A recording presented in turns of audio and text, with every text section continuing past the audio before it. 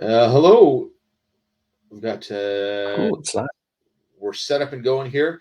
We're just going to give it like literally 30 seconds here, and then we'll kick it off because thanks to all of you who have arrived on time and gotten your technology to work, but that doesn't always happen for everybody. So we will just give it a couple of minutes here, or a couple of seconds more.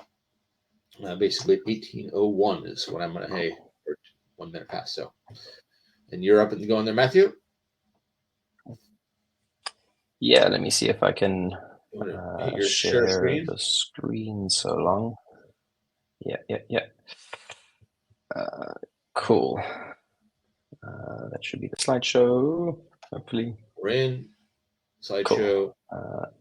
And we're off to the races. Just about. Magic. Excellent.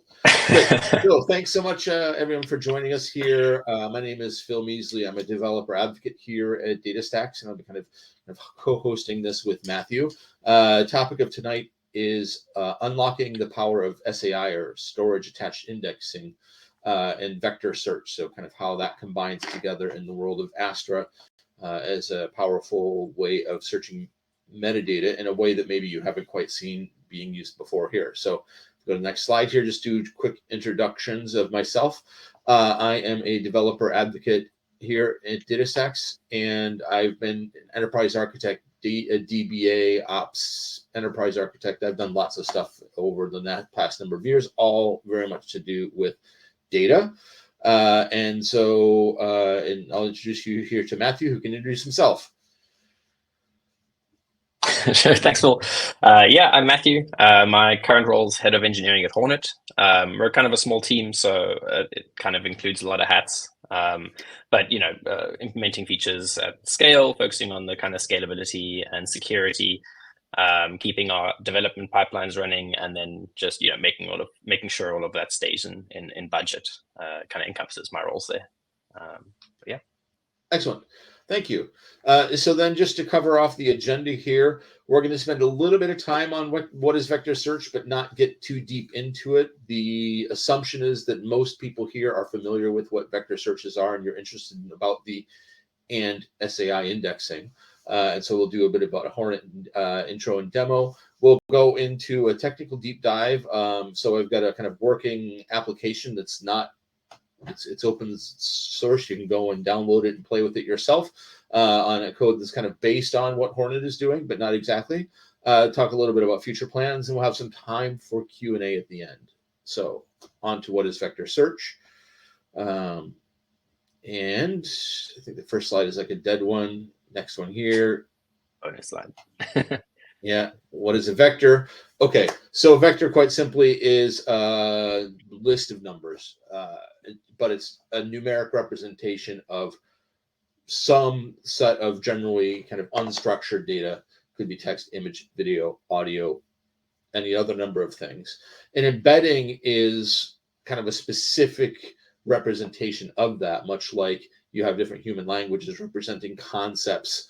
An embedding is just a way of doing that with the goal of capturing the meaning of that thing, text, image, video, whatever, into a list of numbers that capture the semantic meaning and the context of that. That's typically what an embedding will contain. And it's processed by a machine learning model, usually. And so those ML models are used to create embeddings, and then other ML models can often then consume those because they're computers. They like lists of numbers. So those are, there we go, objects in, objects out as vectors, and you've got the embedding model, which does that. Next slide. Great. This is just an example of that with a text embedding. So you've got your raw text there that has some sort of meaning to us. We could talk, this is basically an idea about how you create a token within the Astra database. And the result of the embedding model is a list of numbers that has all of that. Okay. And next slide. Vector search is saying, well, okay, I have this thing here, and I want to find other things that are similar to it. So in this representation, we have some clothing.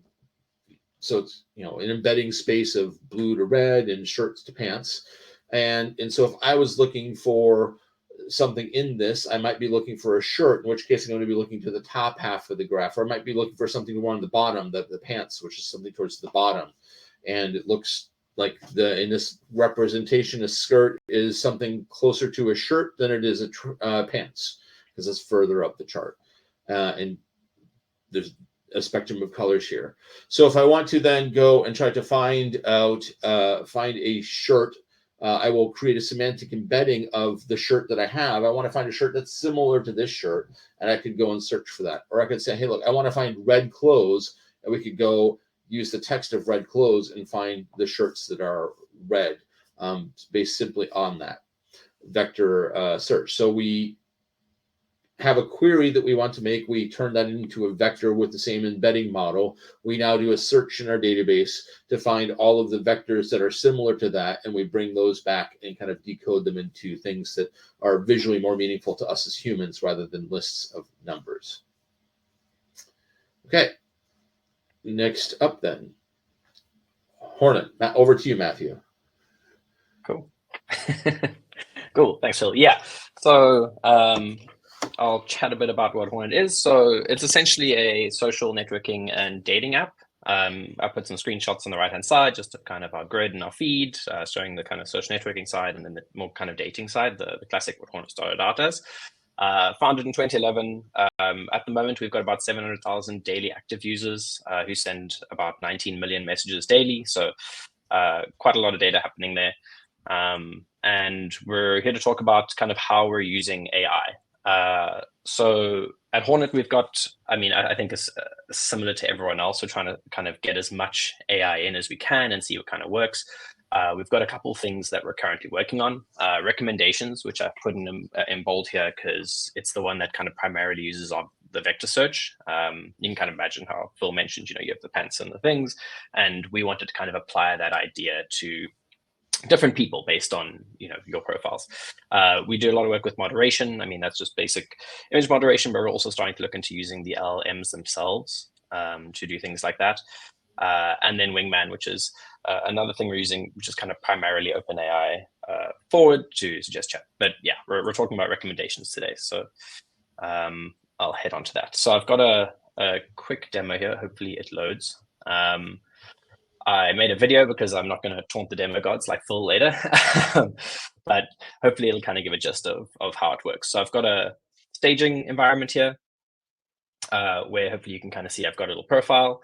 It's got some dummy data about surfing on it. And then if I head to the feed, we've got a little recommendations carousel, which has a few people in it. These are all just kind of dummy accounts that I set up. You can kind of have a look at all of them. There's lots and lots, but the one that's right in front is about surfing, and there's another one about dogs and cats. These are kind of just some dummies I set up again just to show the ordering and kind of give an idea of how this kind of works. So if I go update the profile, change it from being about surfing to something about cats, I think, yeah, then hopefully this kind of updates the vector. So the reason this was done kind of in a staging environment is because the vectors update right away there. In production, we have a bit of a delay, mostly for kind of cost implications. But yeah, so you can have a look at the vectors there switched around, and it's now recommending the cat's guy to me first. The rest of the profiles have dummy information about cheese or something, I think. So that's why these ones kind of pop up to the front. In production, it's a lot more nuanced. We throw a lot more data into those embeddings. So this is just an example of a production environment. My test profile, which has basically says I'm part of the development team, and these are the recommendations that it's kind of got for me from some of the profiles we've included in the experiments. Yeah, top one, similar age, is a research assistant, a traveler, that kind of thing. So a lot of these profiles actually have things that only I would know kind of relate to my profile, which is the whole idea behind kind of our recommendations. That instead of just randomly getting a grid of guys, you get ones which are hopefully optimized or prioritized to your kind of users. So how that actually works is kind of what we want to cover today. We've got an awesome old Rails monolith So this is just an overview of essentially how it works. There's a lot on the slide, but you don't need to really focus on any of it, so don't worry. The main thing is that when users come online, which is the top half, we kind of check if they have a vector representing them or generated from their profile, or one that hasn't been updated recently. If so, we kind of kick off vector generation, which is then going to generate an embedding exactly like how Phil described earlier, where you take a bunch of stuff and you generate a vector from it, and then you store that to use for recommendations later. And then the bottom one half is basically when anyone opens the app, like the feed, like you saw in the demo, or the grid, we go grab the recommendations for the user based on their location, and then obviously doing the vector search, which we'll chat about in a sec. We pull that either from a cache if we have it, or we hit Astra and do the magical vector search, which then pulls out the recommended profiles. Just kind of again an overview of how it works. We take all the user info, bio, age, looking fors. We throw that to an LLM. In our case, we use OpenAI, which I think we have linked in the resources here.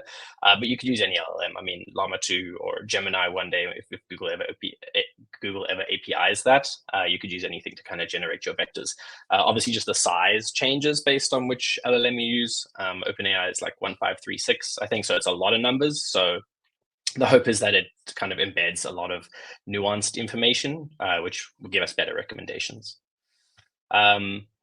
So the actual hardcore Cassandra code that kind of makes that work in Astra is here. It's basically just creating a table, and you can have a look there. It kind of includes, in our case, because we don't want to recommend all the profiles. We want to recommend the ones that are nearby to the user, because recommending you someone in Russia or Indonesia if you're sitting in Brazil isn't going to be very helpful. So that's where the kind of SAI index stuff comes in. We have your profile ID, lat long, the actual embedding that represents that user, and then the profile ID. We have the SAI indexes on lat and long, which is what we use to kind of box that down. And then the magical vector index at the bottom, which actually does the kind of vector search part for us. In our case, we use SAI indexes on lat and long because, like I said, we're kind of using kind of geo area. But you could, use SAI indexing for a multitude of ways to kind of scope down your vector search to specific things. Like you could have, if you have, a whole bunch of documents in all different languages and you want to vector recommend on English, you could have an SAI index on language or something like that. Then the kind of queries that run on that after you do this, for inserting, it's very simple, just basic SQL essentially, where you just stuff the profile vectors in there, and then querying, it also just straightforward SQL. The magic bit is the order by embedding ANN of, which does the actual vector search, but the rest of it is essentially just filtering on these SAI indexes. And the really cool thing is that those work together. So you can have lots of SAI indexes and a vector index, and they work together well. So yeah, we've been experimenting with this for a little while now.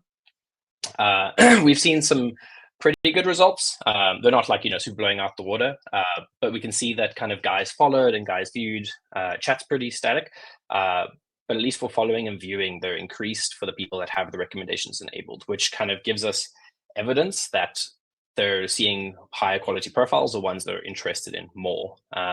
So there's a lot more for us to do here, but so far we're seeing evidence that there's definitely something there, which we'll hopefully be working more on. So that's kind of how we're using it at Hornet, kind of brief overview with a few technical details. There's a lot of ways to use SAI indexes. And yeah, Phil, I think you got a demo of a bit more of a modern stack and something that's open source so people can actually kind of play with if they want. Perfect. Okay. Now, is there a way, I think you need to stop sharing so I can start sharing? Yeah. Excellent. And there you go. Screen here, the screen here. Great.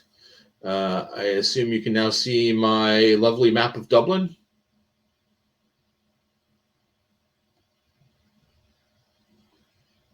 Are you able to see my map of Dublin there? Yep. Eventually? There? Okay.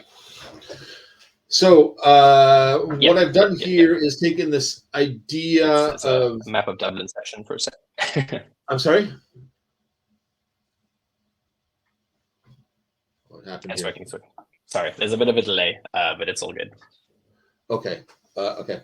So right. So I've taken the idea of what Hornet's done with people matching, and I've used OpenStreetMap to identify things that are labeled as restaurants, and I've used an LLM to, with a bit of prompting, to generate reviews of these restaurants.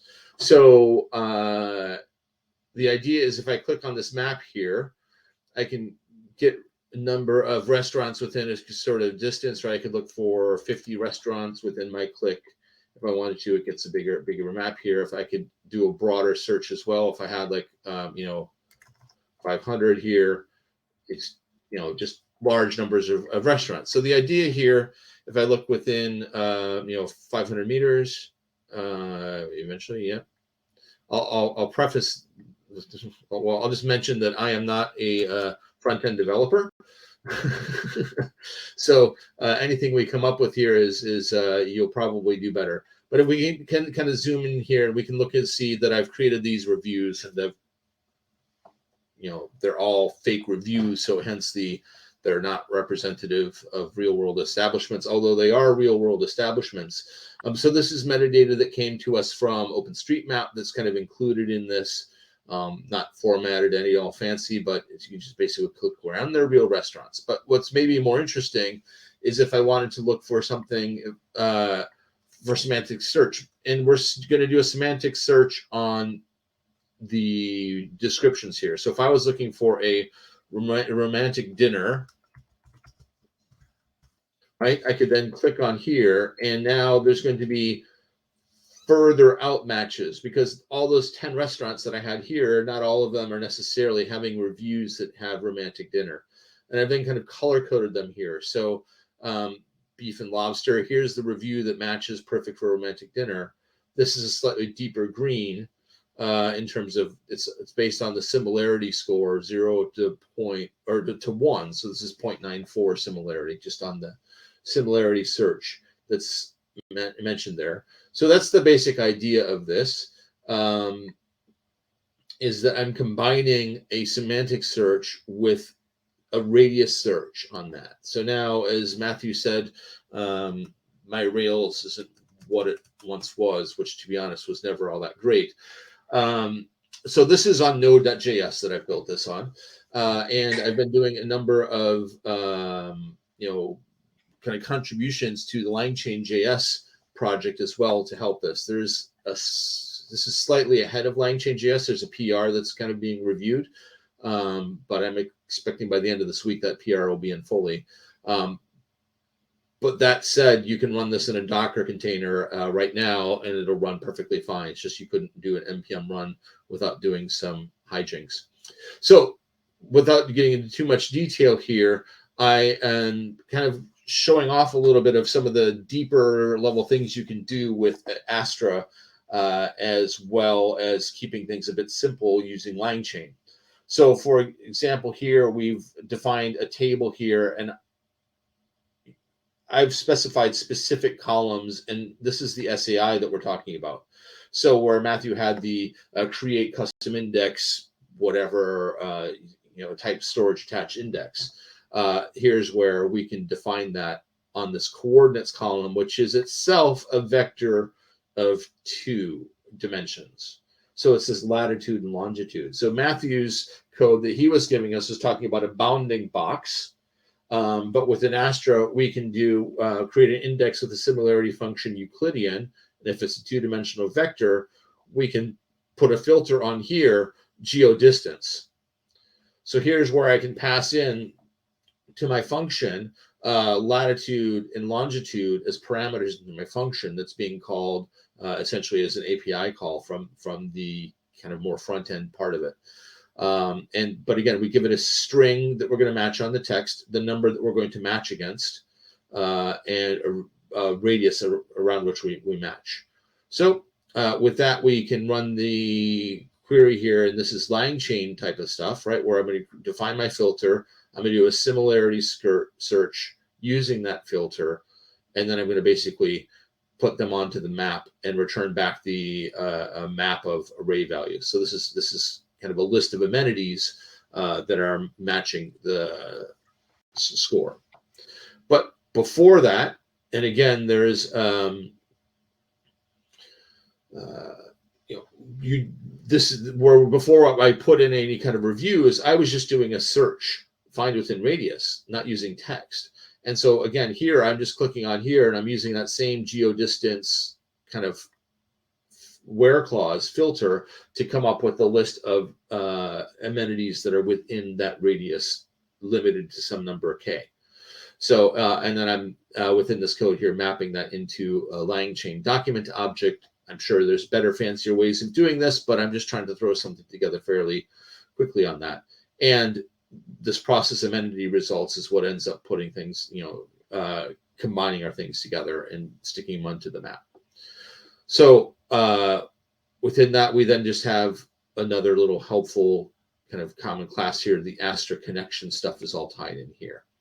So it's not quite what I was hoping to do with this piece of kind of demonstration code. Was less of a, oh yeah, it's yet another Python, kind of example demonstration thing, but it's actually using languages that people use for real in production. If you wanted to have a Node or Next.js kind of application, you could kind of recognize a lot of stuff in here and be familiar with that and build an application using a more common language for building, front-end applications. So that is the gist of this part here.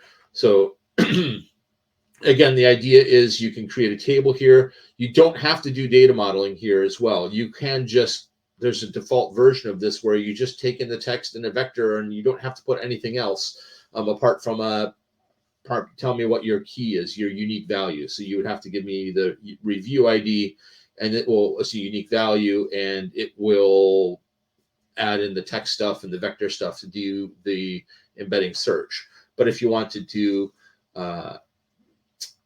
SAIs explicitly like this, you would need to specify additional column and the index explicitly. That's a LangChain.js. There's other mechanisms like the JSON API does a lot of this stuff for you automatically within Astra that allows you to just send in a JSON document and everything is indexed automatically for you. The Python kind of family of stuff there's AstraPy, which is using the JSON API, and then there's Cas.io, which is much like LangChain here in JavaScript, doing translations to the underlying native CQL. So you've got some options here, but ultimately what we're trying to do is metadata search with additional filtering. And so in this case here, we're using the geodistance function. Okay, so that's kind of the deep dive here, and we can do more Q&A on this later, but if we kind of bring ourselves back to the deck, I can stop sharing. There we go. And back to you, Matthew. Cool, let me get the slides back up. Cool, thanks, Phil. Yeah, so pretty much the gist of it is that you can get much better results with vector search when you can kind of combine it with some filters, at least for our case and also in this case. And there's a million ways to use that. So that looks awesome. I'll download the demo and play with it to learn some Node.js. Cool. Yeah, so the future and the beyond. I mean, there's a lot right now, and there's so much happening in the AI space. But specifically with vector search and next with vectors at Hornet, even just with our recommendations. I mean, initially, we want to kind of roll this out to more users, get more feedback, and then update kind of our prompts or how we're generating those vectors to make sure that we're getting kind of optimal recommendations back. Apart from that, there's a lot more ways to use it that we're exploring.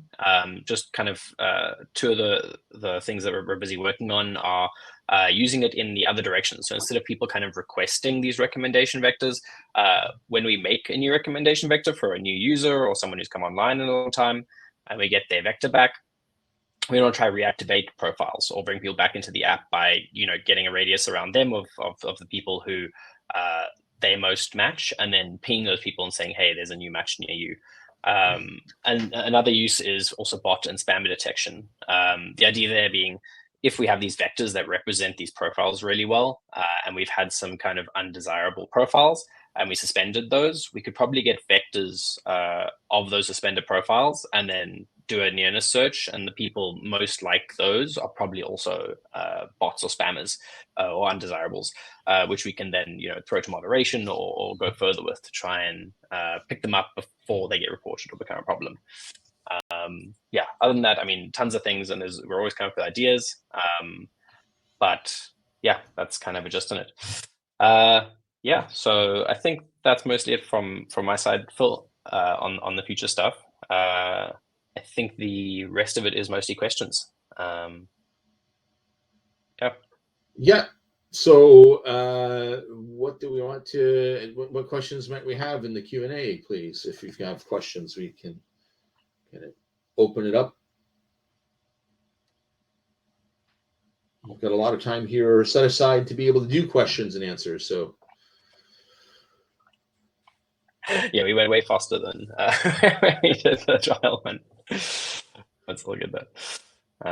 Hopefully we kind of got the gist across that the SAI indexes make it really neat to use Cassandra to do these kind of filters with Astra, which is kind of magical Cassandra. And then along kind of combining that with vector search, you can kind of get really semantic results filtered to what matters most to your user or your use case.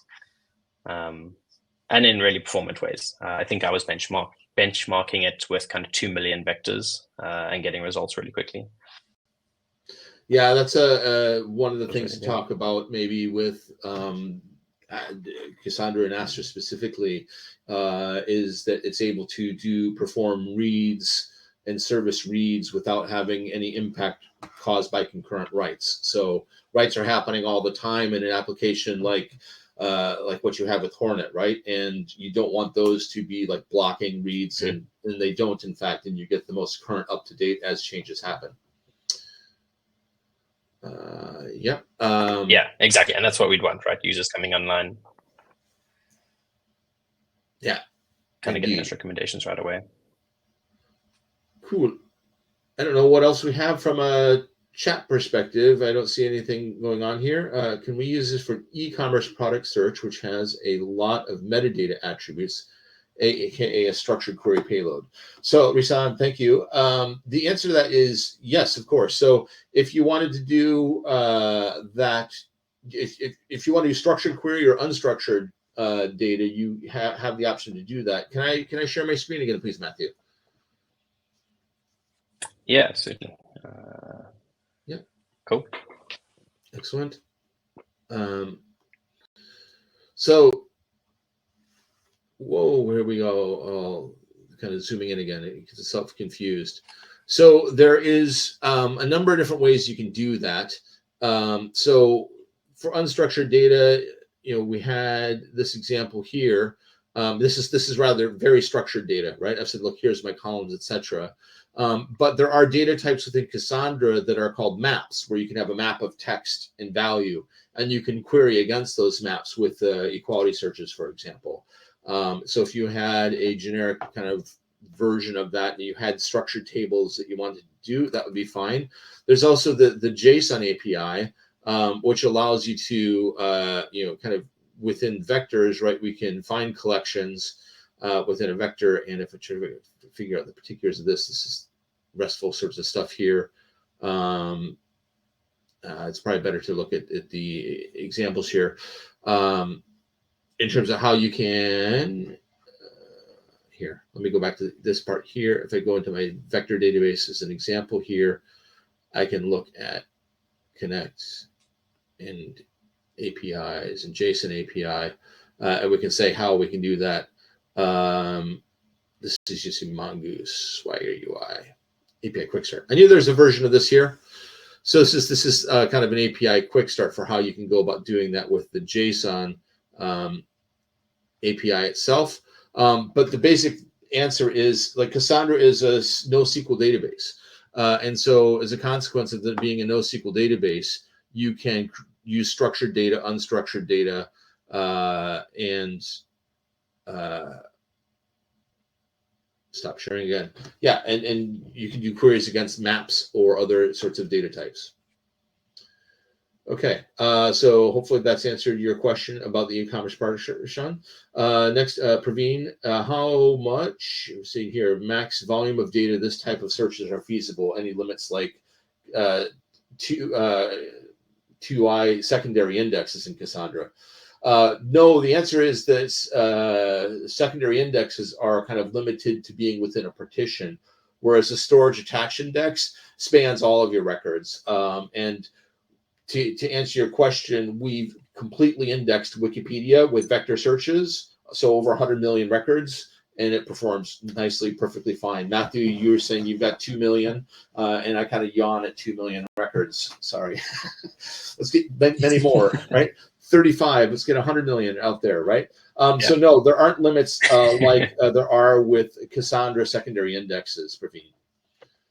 What type of search is being used when you pose a structured query? What's the time complexity of that search? So you're asking, is it on order of what? I don't know the exactly big O kind of notation in terms of that. But as you add more and more conditions onto your search, it will increase. I know we're continually doing optimizations on that. But as you're doing more searches, it's what's happening there with additional criteria is it's going and hitting potentially different indexes and gathering all that information back and essentially intersecting it all together. In Aster, there is an architectural difference between the coordinator, that's the thing that's receiving requests from clients and sending responses back, versus the writer node. So it's kind of a scatter-gather approach where it will, your request comes in, we do this index searches, and if we have multiple index searches, we'll do them all kind of in parallel. We'll get the answers back to the coordinator, compute the intersection, and return the result back. So I'd say it's pretty linear, but I'm not going to, don't give me a guarantee on that in terms of if you add more, it's not like 1x, 2x, 3x, there's going to be some factor, but it's generally linear. Okay, so hopefully that's the answer to that question. Next up is on the bot, and understandable, what's the structure behind the detection? Oh, this is maybe a question to you, Matthew. Yeah, I can take that one.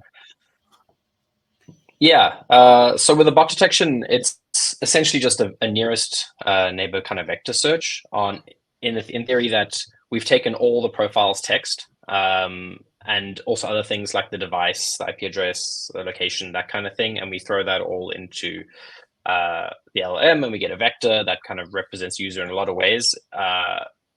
Other bots or spammers or undesirables will have similar attributes or devices or IP addresses or locations and things like that. So I guess it's more like a bit of a pattern detection, I guess, where we're using the LLM's vectors and the nearest neighbor search to kind of pick up things that match that pattern that maybe would be difficult for humans to dig through, or to kind of do if-else statements or something to try and figure out exactly what things the bots have in common.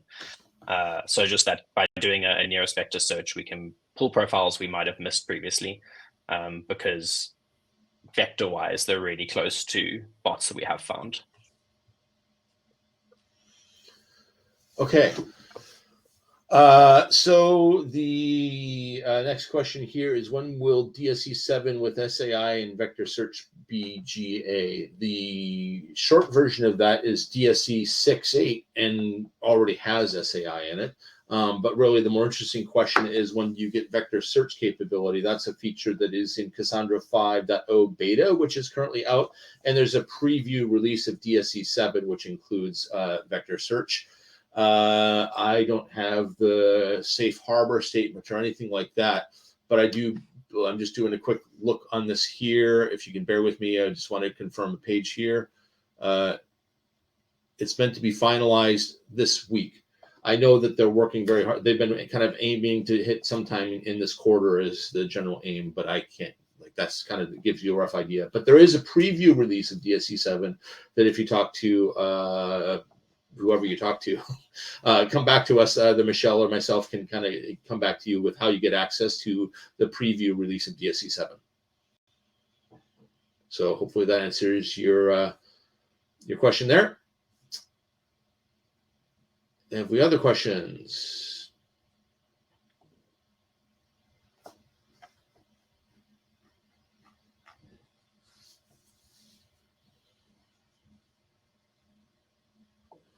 Seems not so much. Not like in Slack where you can see people typing. I don't have any feedback like that. So, okay.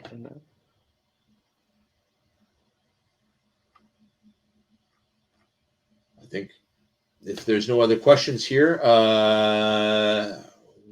we can kind of say, look, we've been trying to talk about how SAI works in a real use case. Thank you very much, Matthew, for your time here this evening and kind of sharing with us how you're using Astra and specifically here tonight, SAIs to kind of, do the bounding box searches and kind of help to do profiles of people that are near you, which seems to be a pretty important thing. I don't think I'd be interested in dating people that are like 300 miles away from me, right? So, excellent. I don't see any other Q&As here. No. And great. So I think we can just work on ending the webinar here. And thanks all for your time. Michelle did confirm to us that for those of you that didn't see it, that there will be a chat available via the link that we have here. And so the same link will give you to the recording for those of you that want to see the recording in the future. Okay, great stuff. So thank you all for joining us. And there's some magical button to hit leave or end. Michelle will find it. Bye. Thank you, Matthew. Cheers, everyone. Thanks, Phil.